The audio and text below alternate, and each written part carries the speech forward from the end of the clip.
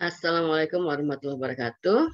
Kali ini kita akan melanjutkan bahasan kita tentang sistem endokrin. Ini adalah bagian terakhir dari sistem endokrin. Kita akan membahas mengenai hormon-hormon yang diproduksi oleh gonad atau alat-alat reproduksi. Ya. Nah, gonad ya, ini mensekresi 3 kategori utama hormon steroid, yaitu ada androgen, ada estrogen, dan progestin. Nah, ketiganya ditemukan baik laki-laki maupun pada perempuan, tapi pada perbandingan yang berbeda. Nah, kelenjar endokrinnya ada 2, yaitu testis untuk laki-laki dan ovarium untuk perempuan. Kita bahas yang testis terlebih dahulu ya. Nah, testis adalah kelenjar endokrin. Nah, di dalamnya ada bagian khusus yang memang menghasilkan hormon. Kita udah bahas sebelumnya ya. Ada sel-sel yang namanya sel-sel interstisial atau sel lady. Nah, ini adalah sel-sel yang menghasilkan androgen utama pada laki-laki, yaitu testosteron. Nah, sedangkan fungsi dari testosteron sendiri itu adalah yang pertama, memacu pertumbuhan dengan merangsang sintesis protein pada sel. Kemudian proses ini biasanya terjadi pada permulaan masa remaja atau masa pubertas yang setiap orang pasti berbeda-beda ya kapan itu dimulainya. Sehingga ketika seorang laki-laki memasuki masa pubertas, maka juga badannya bertambah besar secara signifikan gitu ya. Nah, berikutnya fungsi testosteron adalah memacu perkembangan ciri-ciri kelamin sekunder. Yang pertama adalah perbesaran alat kelamin, itu pasti ya, karena tubuhnya tambah besar, pasti juga disertai dengan alat yang lainnya juga akan bertambah besar. Kemudian ada perkembangan kelenjar aksesori. Pada laki-laki ada 3 kelenjar aksesori, yaitu kelenjar prostat, kelenjar vesicula seminalis, dan kelenjar bulbo uretra, atau nama lainnya kelenjar Koperi. Ini adalah kelenjar-kelenjar yang menghasilkan cairan mani. Maka di masa pubertas, kelenjar-kelenjar ini kemudian disempurnakan sehingga benar bisa menghasilkan cairan mani. Kemudian ada pertumbuhan cambang, jenggot ya, kumis, rambut ketiak, dan alat kelamin, kemudian perbesaran alat suara. Nah, jadi ada juga yang tidak wajib kayaknya ya, tidak wajib keluar, nggak apa-apa, kayak misalnya kumis, jenggot, ada beberapa ras manusia yang kayaknya tidak juga kumisan, tidak jenggotan juga nggak apa-apa ya, asal tanda-tanda yang lain itu muncul. Kalau perbesaran suara itu kayak wajib gitu ya, kayaknya harus suara berubah kalau di laki-laki. Pada hewan juga bisa mengalami proses perkembangan seksual kayak gini ya. Nah, kalau di hewan testosteron itu menyebabkan tumbuhnya tanduk ya pada hewan-hewan mamalia, kemudian jengger atau pial pada aves, unggas, kemudian bulu-bulu burung yang bertambah bagus gitu ya. Kalau di dunia hewan kayak di dunia unggas itu yang jantan itu bulunya yang indah-indah, itu yang jantan. Kalau yang betina biasa aja. Misalnya kayak burung merak itu yang bisa mengembangkan bulu ekornya sedemikian bagus itu adalah merak jantan. Tapi kalau merak betina mirip-mirip sama ayam aja bentuknya gitu ya. Begitu juga burung-burung jantan itu biasanya bisa berkicau dengan indahnya. Kalau yang betina enggak. Misalnya ayam jantan itu bisa berkokok sedemikian bagus ya, kukuruyuk gitu. Kalau yang betina petak-petak aja gitu ya, karena yang jantan itu punya tugas untuk menarik perhatian lawan jenis. Jadi yang bertugas menarik perhatian lawan jenis itu yang jantan ya, bukan yang betina. Nah, hormon testosteron juga memacu produksi sperma, gitu ya. Kemudian jadi sperma itu baru diproduksi ketika masuk masa pubertas. Sebelumnya tidak ya. Begitu juga cairan mani juga begitu sama ya.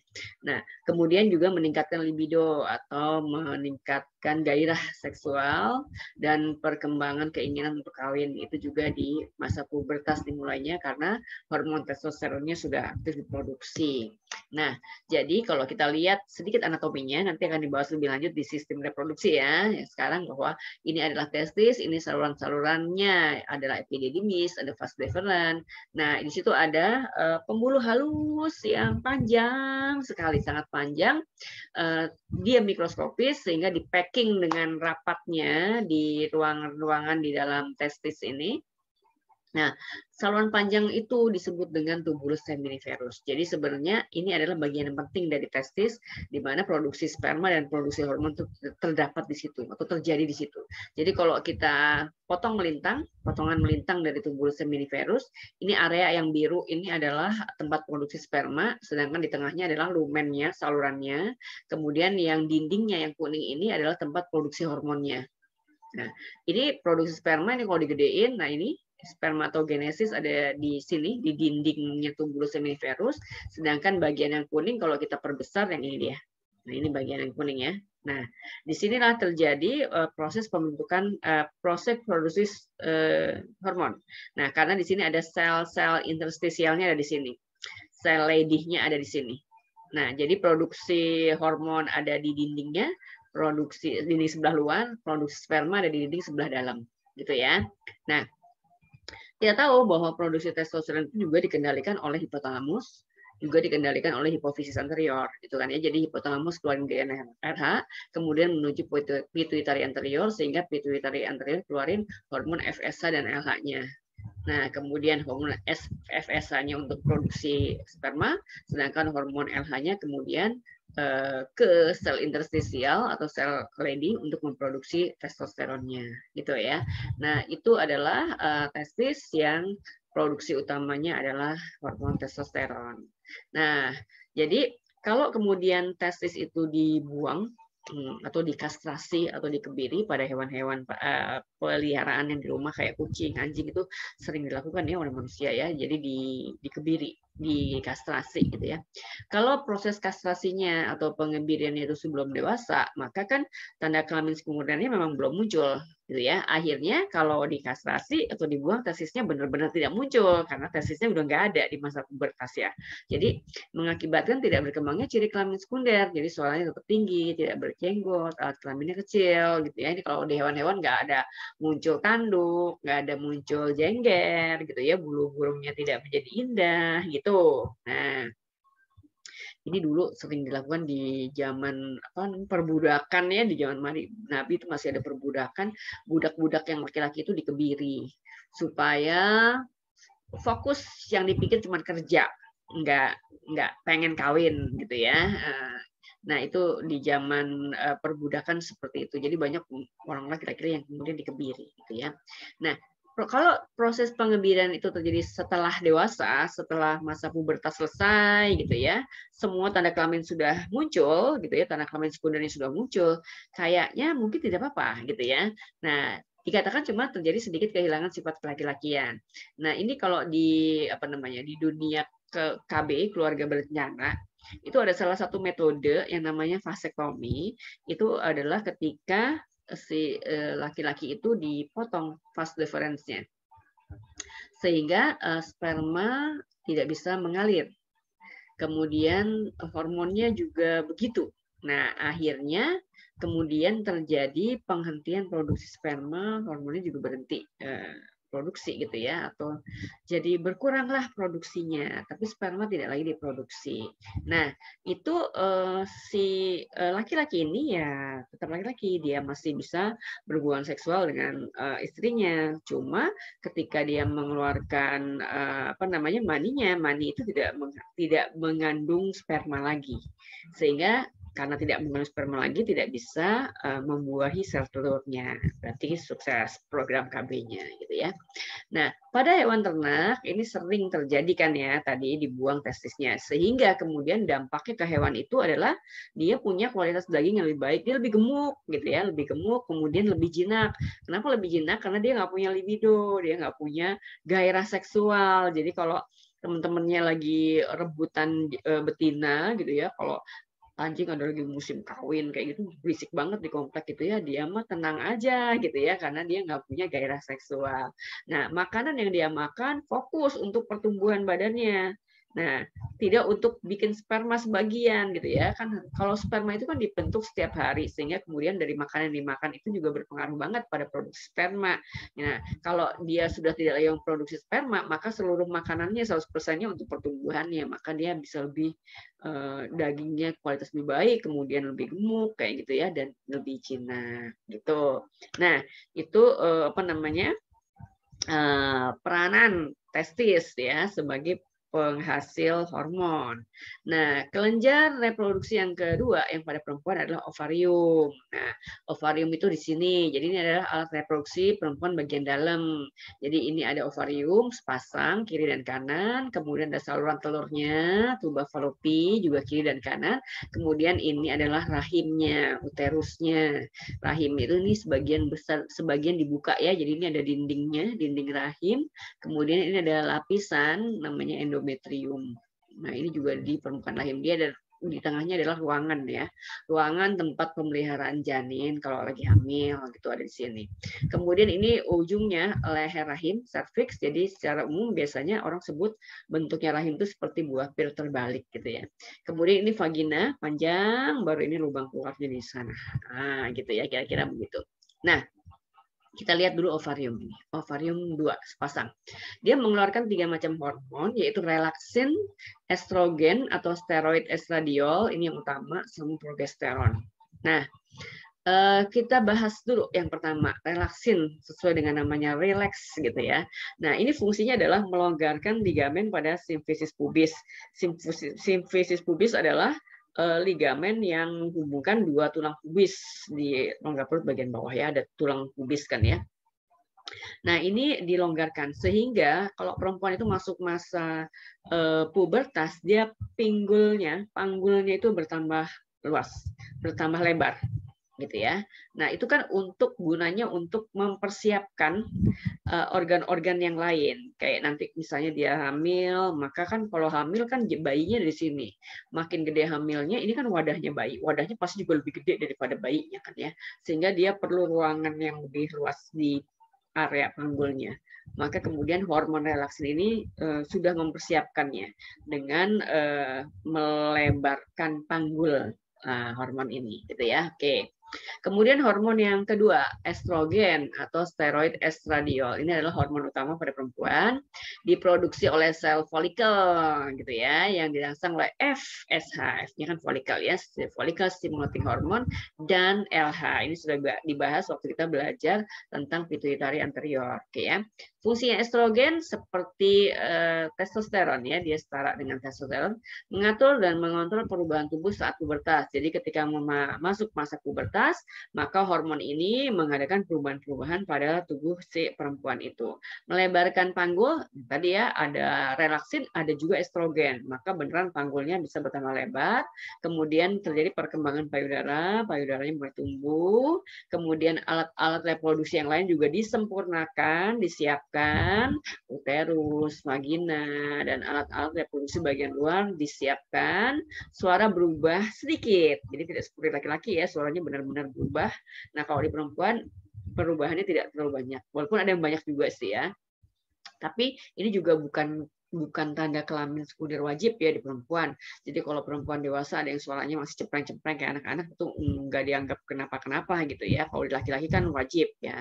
Nah, kemudian dimulailah daur menstruasi. Nah, daur menstruasi ini, jadi kalau si perempuan, anak perempuan ini kemudian dia mengalami menstruasi yang pertama, berarti dia udah masuk masa pubertas.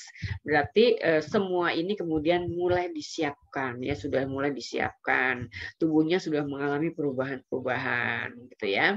Nah, estrogen juga menyiapkan endometrium, ini lapisan yang tadi nih ya, nih lapisan endometrium. Nah, ini uterus dindingnya, ini endometrium sebelah luarnya. Untuk menerima embrio dengan mempertebal dindingnya. Jadi dinding endometrium itu dipertebal karena pengaruh hormon estrogen. Pembuluh-pembuluh darah baru itu kemudian tumbuh. Nah, itu udah siap-siap. Barangkali ada embrio yang implantasi di situ, maka pada tahap awal embrionya itu kan harus tertanam seluruhnya di dalam dinding rahim. Harus diberi suplai makanan lewat darah karena tali pusatnya belum tumbuh gitu ya, karena plasentanya juga belum tumbuh. Maka pembuluh-pembuluh darah itulah yang akan kemudian melingkupi si embrio atau zigot itu, kemudian suplai makanan lewat darah itu, pembuluh darah itu. Maka pertumbuhan kapil darah juga harus digiatkan oleh estrogen ya. Hormon ketiga adalah progesteron. Nah, kalau progesteron itu kita sudah bahas sebelumnya waktu kita bahas pituitari anterior. Nah, ada hormon LH yang kemudian merangsang korpus luteum untuk memproduksi progesteron. Sedangkan korpus luteum itu sendiri itu adalah awalnya adalah folikel yang pecah. Folikel itu adalah wadah dari calon sel telur, gitu ya. Jadi si LH ini akan merangsang korpus luteum sehingga korpus luteum memproduksi progesteron. Nah, kalau dilihat dari urutan kerjanya, korpus luteum itu baru ada setelah ovulasi, sehingga progesteron baru ada setelah ovulasi. Jadi kalau kita lihat gambar samping ini angka 1 sampai 28, ini adalah satu siklus menstruasi yang umum pada perempuan. Jadi satu siklus menstruasi sekitar 28 hari. Maka selama 28 hari itu terjadi berbagai macam perubahan ya. Di hari pertama kira-kira nih hari pertamanya terserah tanggal berapa ya, setiap orang kan beda-beda ya. Di hari pertama FSH akan merangsang folikel untuk tumbuh. Satu folikel itu tumbuh, kemudian di dalamnya juga tumbuh calon sel telur, oogonium tumbuh menjadi oosit primer. Terus kira-kira pada hari ke-10 gitu ya, maka oosit primer sudah menjadi oosit sekunder. Ini folikelnya juga sudah tumbuh maksimal. Nah, kemudian sudah waktunya telur itu dikeluarkan. Kira-kira di pertengahan siklus di hari ke-14, satu sel telur dikeluarkan dari folikel. Jadi folikelnya pecah, kemudian sel telurnya keluar. Keluar kemana? Berarti dia menuju tuba falopi. Sedangkan folikel yang pecah, kemudian berubahlah dia menjadi korpus luteum, badan kuning. Korpus luteum ini kemudian dirangsang oleh LH sehingga kemudian menghasilkan progesteron. Pada akhir dari siklus menstruasi, si korpus luteum itu juga akan mengkerut, kemudian mengalami degenerasi dan luruh, hilang. Nanti kan ada makrofag, ada lisosom yang kemudian menghancurkannya. Nah, berarti berikutnya lagi, di bulan berikutnya akan tumbuh lagi satu folikel baru dan kemudian mengulangi peristiwa ini di bulan berikutnya ya. Ini kira-kira folikel yang pecah, ini sel telurnya mau keluar, nah ini sel telurnya keluar. Nah, gitu ya. Nah, jadi progesteron itu baru diproduksi setelah ovulasi. Untuk apa? Dia melanjutkan persiapan uterus untuk kehamilan. Jadi kalau telurnya yang keluar tadi di tuba falopi itu kemudian dibuahi, jadilah zigot. Nah, berarti kan ibunya hamil. Nah, disiapin lagi rahimnya. Uterusnya harus lebih tebal daripada sebelumnya. Maka dia membantu estrogen untuk menebalkan kembali dinding uterus, ditambahin tebalnya supaya embrionya bisa tertanam di situ, bisa implantasi. Kemudian dia juga membantu perkembangan payudara saat hamil. Jadi udah ada hormon prolaktin, ada lagi hormon progesteron yang kemudian membantu perkembangan payudara saat hamil. Nah, tingginya progesteron berarti mekanisme umpan balik negatif ya ke hipotalamus dan hipofisis.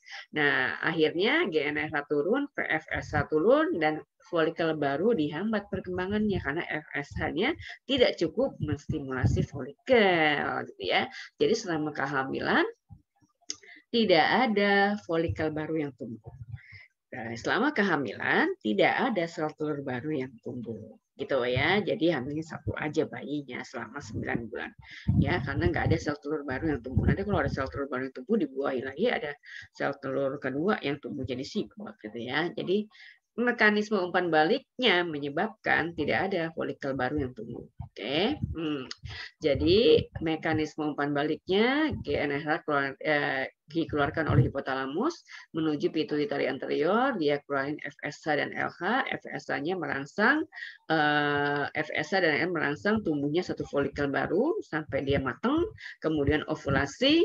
Nah, ketika ovulasi dia menuju ke tuba falopi, si wadahnya yang bekas pecah ini berubah jadi korpus luteum, dia akan dirangsang oleh LH, kemudian merangsang produksi progesteron, gitu ya.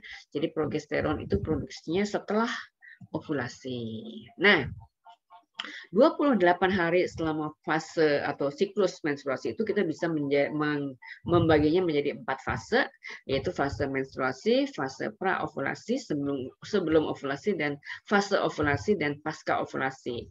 Kita bisa mulai dari mana aja mempelajarinya karena siklus dia akan kembali lagi ke situ lagi gitu kan ya. Jadi kalau kita mulai dari nomor 1, fase menstruasi. Kira-kira pada fase menstruasi itu apa aja yang terjadi?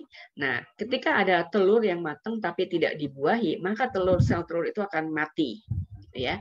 Nah, sel telur yang mati itu harus dikeluarkan dari tubuh. Nah, jadi akan dikeluarkan dari rahim juga. Bersamaan dengan itu, maka estrogen dan progesteron mengalami penurunan produksi. Kalau produksinya turun, maka ketebalan dinding rahim tidak bisa dipertahankan. Karena yang membuat dinding rahim endometrium itu tebal adalah tingginya estrogen dan progesteron. Jadi kalau estrogen dan progesteron kemudian rendah, gitu ya, maka ketebalan dinding endometrium tidak bisa dipertahankan. Akhirnya rontok, berdegenerasi, mengelupas. Padahal di situ banyak banget kapiler-kapiler darah dan ikut pecah kapiler darahnya. Nah, sehingga terjadilah perdarahan atau orang menyebutnya menstruasi. Nah, lamanya setiap individu beda-beda, tapi umumnya antara 3 hari sampai 7 hari. Nah, setelah itu dinding endometrium yang tadi rontok itu menipiskan, membuat endometriumnya jadi tipis lagi gitu ya, karena udah rontok. Nah, di fase menstruasi terakhir itu udah produksi darahnya sedikit yang keluar, endometriumnya udah tipis lagi. Nah, hari ke-8 sampai hari ke-13 kita sebut fase praovulasi, sebelum ovulasi ya. Pada hari-hari ini 8 sampai ke-13, maka ini siklus baru nih dimulai gitu ya. Sel telur baru harus diproduksi. Maka GnRH akan merangsang pituitari keluarin FSH dan LH. FSH-nya merangsang sebuah folikel untuk tumbuh. Di dalamnya ada calon telur yang juga ikut tumbuh. Dan ini kemudian memproduksi estrogen. Estrogen merangsang pertumbuhan dinding endometrium, pertumbuhan pembuluh-pembuluh darah baru, pertumbuhan kelenjar-kelenjar baru, gitu ya. Nah, kemudian sampai di ujung siklus ini, sel telurnya matang. Nah, kira-kira di pertengahan siklus di hari ke-14, maka terjadilah ovulasi. Ovumnya keluar dari corpus luteum, sebenarnya ovumnya keluar dari folikel yang pecah. Nah, corpus luteum kemudian terbentuk. Corpus luteum itu kemudian dirangsang oleh LH untuk memproduksi progesteron. Nah, sisa harinya 15 sampai ke 28 kita sebut dengan pasca ovulasi. Nah, ini ketika progesteron terus diproduksi sehingga dinding rahimnya terus menjadi tebal. Nah, jadi endometriumnya tebal, pembuluh darahnya juga tumbuh, jadi banyak banget, panjang, berkelok-kelok. Nah, aktivitas uterusnya tidak ada kontraksi di uterus, gitu ya. Nah, dan tingginya progesteron menghambat tumbuhnya folikel baru. Sudah dibahas tadi ya. Nah, itu dia. Nah, pada saat ini 15-18 telur yang matang tadi bisa terjadi dua kemungkinan. Kemungkinan yang pertama, ketika telur yang matang tadi tidak dibuahi, maka terjadilah proses yang tadi dibahas, yang fase 1 ya, estrogen dan LH produksinya turun, corpus luteumnya mengkerut, progesteron juga turun drastis, ketebalan dinding endometrium tidak bisa dipertahankan, akhirnya kemudian melupas, kapiler darahnya pecah, terjadilah perdarahan atau kita sebut menstruasi. Tapi kalau pada saat ini kemudian ovum yang matang itu dibuahi, gitu ya, maka terjadilah kehamilan, terbentuklah zigot. Zigotnya akan berjalan sepanjang tuba falopi sampailah dia di rahim, kemudian tertanam di dinding rahim. Nah, kita lihat di situ ya. Jadi proses tadi pembentukan hormon-hormonnya, jadi hormon di perempuan banyak banget ya. Nah, kalau kita lihat nih grafik ini tuh populer banget ya. Jadi sering keluar kalau ada soal-soal gitu ya. Ini ada grafik hormon yang dikeluarkan oleh otak. Jadi ini otak. Kemudian di sini ada hipotalamus, keluarin GnRH, kemudian ada pituitary anterior, keluarin FSH dan LH. Nah, ini yang merah adalah grafiknya FSH, yang biru adalah grafiknya LH. Kemudian ini yang garis sumbu X-nya ini adalah siklus menstruasi yang 28 hari. Hari ke-1 sampai 28, hari ke-1 sampai 28, hari ke-1 sampai 28. Terus gitu bacanya ya, sama ya. Nah, ini tengah-tengahnya adalah pertengahan siklus, hari ke-14. Gitu ya. Jadi FSH itu tinggi, LH juga tinggi sebelum ovulasi. Tinggi. Kemudian dia turun lagi setelah ovulasi. Gitu ya.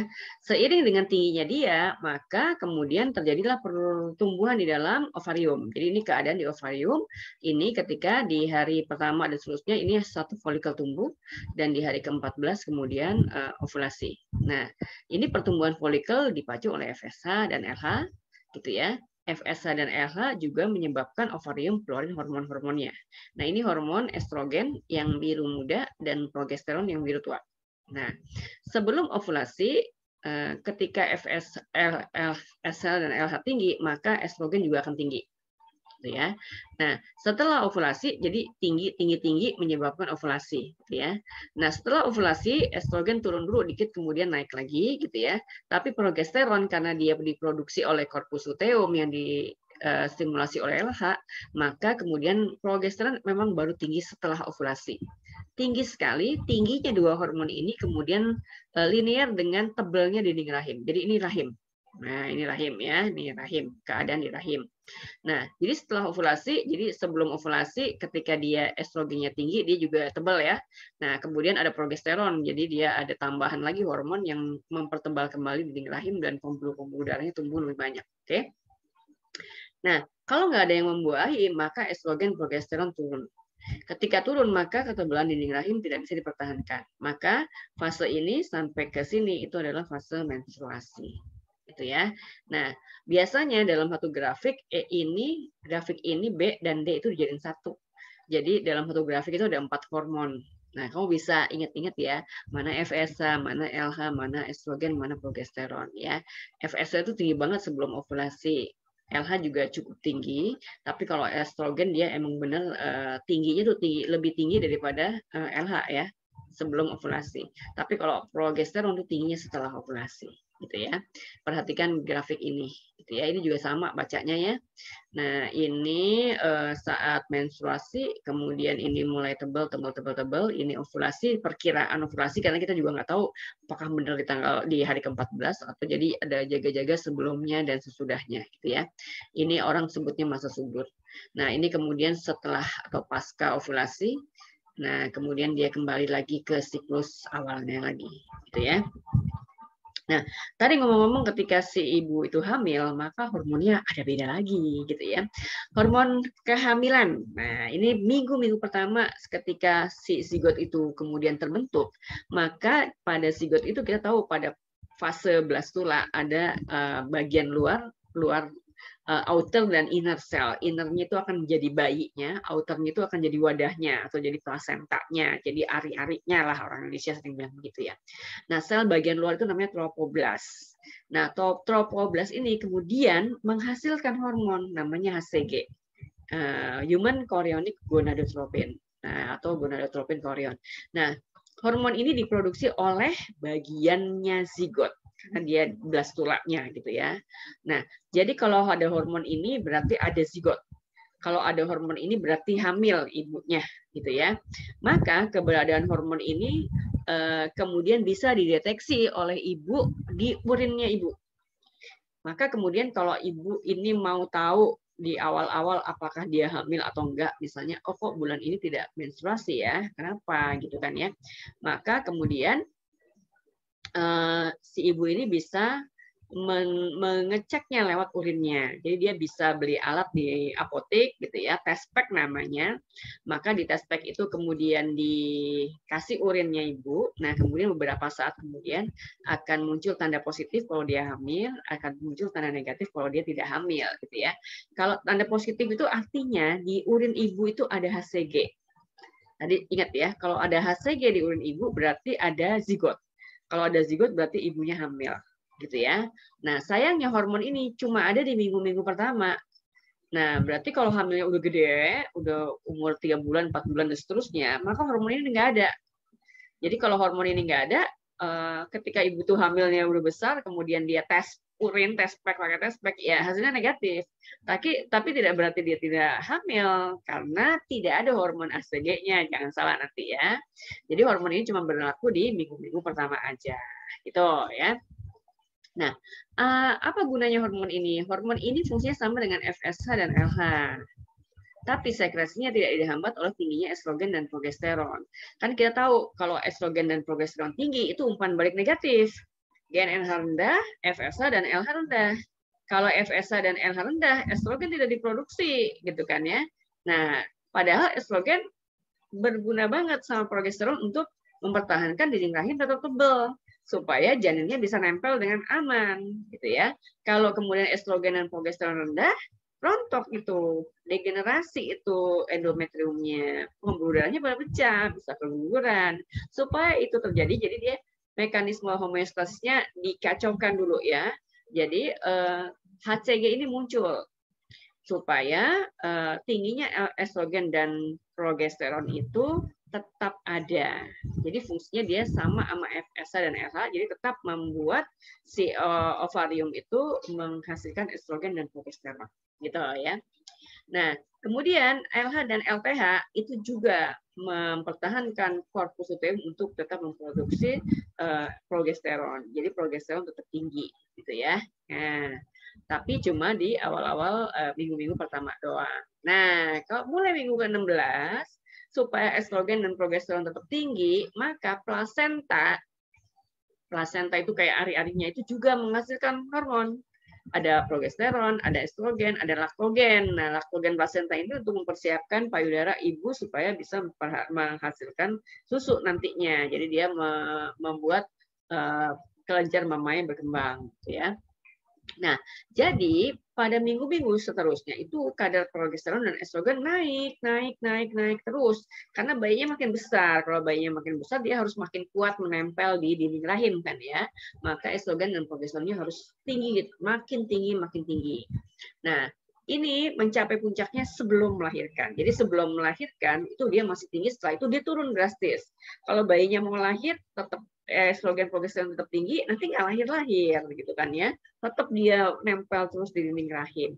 Maka sebelum melahirkan beberapa saat kemudian estrogen dan progesteron turun drastis, ya. Nah, berganti hormonnya. Jadi menjelang kelahiran kadar estrogen dan progesteron turun drastis, diganti hormon yang lain muncul, LTH, luteotropik, ini untuk produksi susu, kemudian relaksin banyak lagi, jadi panggulnya bertambah longgar lagi supaya cocok pas dengan diameter kepala bayi. Jadi ruangan di dalam panggul itu harus bisa dilewati kepala bayi. Kalau nggak bisa, maka melahirkannya pakai sesar. Gitu. Jadi relaksinnya harus cukup banyak. Oksitosin itu juga harus tinggi untuk membuat dinding uterusnya kontraksi supaya mules. Maka bayinya bisa keluar karena peranan di 3 hormon ini. Jadi ini ganti ya kalau udah mau melahirkan. Gitu ya. Nah, begitu ceritanya antara hormon menstruasi dan hormon kehamilan. Nah, hormon-hormon ini ternyata juga ada loh gitu bentuk miripnya di alam di tumbuh-tumbuhan. Jadi banyak tumbuh-tumbuhan yang menghasilkan senyawa menyerupai hormon estrogen, menyerupai hormon progesteron. Maka kemudian diekstraklah oleh orang, kemudian dibuat menjadi pil atau cairan suntikan atau cairan yang kemudian dapat berbentuk susu gitu ya. Nah, jadi ini untuk program KB. Jadi ada banyak metode yang digunakan pada program KB. Salah satunya pakai metode hormon. Nah, yang sekarang kita bahas yang program KB pakai metode hormon. Metode yang lain kita bahas di bab berikutnya ya. Nah, jadi ada 3 metode yang pakai hormon, yaitu pakai metode pil, suntik, dan susu. Tiga-tiganya itu isi pilnya, isi suntikannya, isi susuknya adalah campuran dari estrogen dan progesteron sintetik yang tadi diperoleh dari tumbuh-tumbuhan gitu ya. Nah, jadi karena dia sintetik maka struktur molekulnya agak beda dengan yang alamiah gitu ya.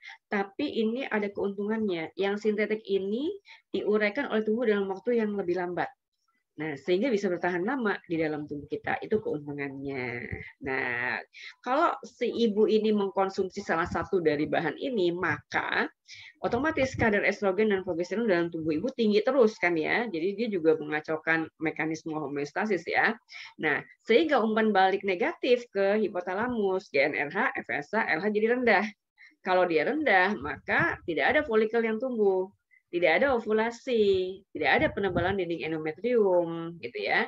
Nah, sehingga kemudian kalau ada sperma yang datang, maka tidak ketemu sama sel telur, berarti tidak ada fertilisasi, berarti sukses dong program KB-nya, gitu. Jadi tidak bisa terbentuk zigot, gitu ya.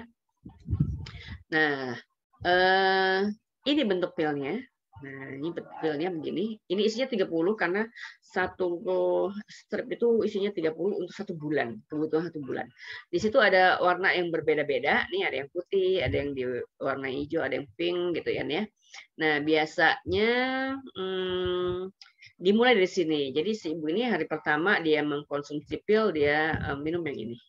Nih, diminum terus, besoknya ini, biasanya minum malam-malam mau tidur. Oke.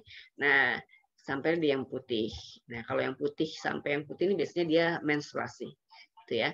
Karena yang putih ini sesungguhnya dia tidak berisi estrogen progesteron. Jadi ini placebo aja. Biasanya vitamin-vitamin aja gitu ya. Untuk memudahkan mengkonsumsinya maka dibuatlah 30. Harusnya bisa dibuat 25 atau 26 aja gitu ya. Jadi kan itu agak sulit ya karena yang menggunakannya ibu-ibunya belum tentu yang ibu-ibu terpelajar, ada juga ibu-ibu yang mungkin tingkat pendidikannya rendah, maka kemudian supaya gampang sosialisasinya ya udah 1 kaplet ini buat sebulan ya Bu ya. Setiap malam diminum 1, dimulai dari yang hijau gitu ya. Ya udah, nanti kalau bulan depan habis ya beli lagi satu lagi gitu kan ya, berikutnya gitu. Nah, jadi ini nggak boleh lupa nih minumnya, katanya kalau lupa sekali ya kemudian harus mengulangi mengulangi lagi dari awal dan kemudian bisa hamil ibunya. Nah, kalau yang disuntikin ya dia bentuknya cairan. Bisa disuntikan 1 bulan sekali, bisa juga 3 bulan sekali. Disuntikan seperti biasa. Jadi sebulan sekali ibunya harus ke dokter untuk suntik lagi ini. Ya, atau 3 bulan sekali dia harus ke dokter. Nah, implan atau susuk ini estrogen progesteronnya dimasukkan dalam bentuk kayak straw, kayak sedotan gitu ya, kecil, halus gitu ya, halus. Nah, ini bisa cukup untuk 5 tahun. Jadi lama ya. Nah, dia ditanam di lemak kulit, biasanya di belakang siku nih kayak gini ya. Nah, jadi di bawah kulit, di lengan gitu ya. Kalau ibunya itu agak gemuk, lemaknya tebal, nah ini dia tertanam dengan aman di situ ya. Kalau lemaknya tipis, dia agak nonjol gitu ya. Jadi dia beneran ditanamkan gitu. Nah, maka kemudian kayak kalau kurus dia ada tonjolannya. Cara kerjanya ini kayak mirip cara kerja dukun, maka orang Indonesia menyebutnya susuk, padahal kalau secara umum namanya implan gitu ya. Nah, kayak kerja dukun memasukkan susuk ke dalam pasiennya gitu ya. Tapi kan beda banget penggunaannya antara susuk yang dukun pakai itu dengan susuk yang dokter kasih ini. Jadi metode seperti gitu ya, seperti memasukkan susuk ke dalam ke bawah kulit gitu ya. Nah, tapi ini medis ya, kedokteran, jadi dia ilmiah gitu ya. Nah, ini tadi bisa bertahan segini tuh untuk 5 tahun. Maka si ibunya harus tanya benar-benar, apakah benar 5 tahun ke depan tidak ingin punya anak lagi gitu ya, karena ada susuknya. Kalau mau dibuka susuknya berarti kayak ada di bedah kecil ya untuk mengeluarkan susuknya. Jadi kan ribet. Maka kemudian harus beneran ditanya apakah benar 5 tahun ke depan tidak ingin punya anak lagi. Nah, itulah materi kita hari ini, sehingga secara keseluruhan sistem endokrinnya selesai. Ada 3 videonya, kamu boleh lihat ya satu persatu di situ udah lengkap semuanya. Nah, saya akhiri dulu pembahasan kita tentang sistem endokrin. Saya akhiri ya. Assalamualaikum warahmatullahi wabarakatuh.